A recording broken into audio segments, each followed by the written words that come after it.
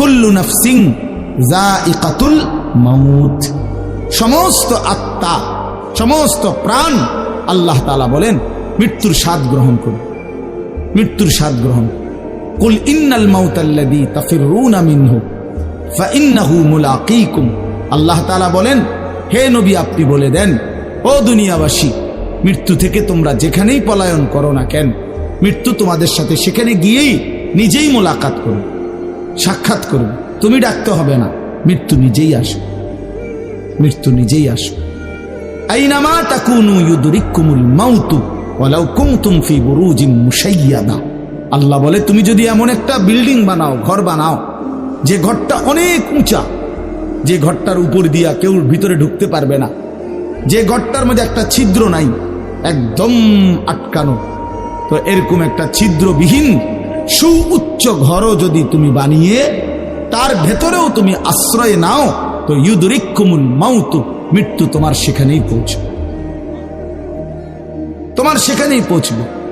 প্রিয় ভাই আমার, বন্ধু আমার, নওজোয়ান সাথীরা আমার, মৃত্যু এক অনিবার্য বাস্তবতা, চিরন্তন বাস্তবতা, এটা গ্রহণ করতেই হবে। হাসলেও মরতে হবে, কাঁদলেও মরতে হবে, সুখেও মরতে হবে, দুঃখেও মরতে হবে।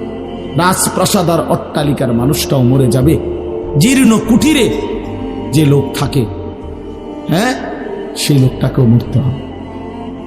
জীবনে কোনোদিন দুঃখ দেখে নাই যে সেও মরে যাবে, জীবনে কোনোদিন সুখ দেখে নাই যে সেও মরে যাবে, সব মরে যাবে।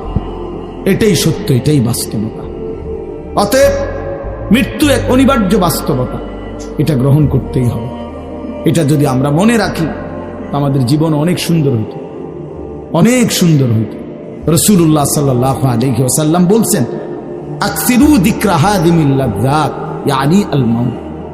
আল্লাহর নবী বলেন, আমার উম্মত তোমরা বেশি বেশি ওই জিনিসটা স্মরণ করো, যে জিনিস তোমাদের সমস্ত স্বাদ, আনন্দ, আহ্লাদ চিরতরে মিটাই দিবে, তোমারে চিরস্তব্ধ করে দিবে।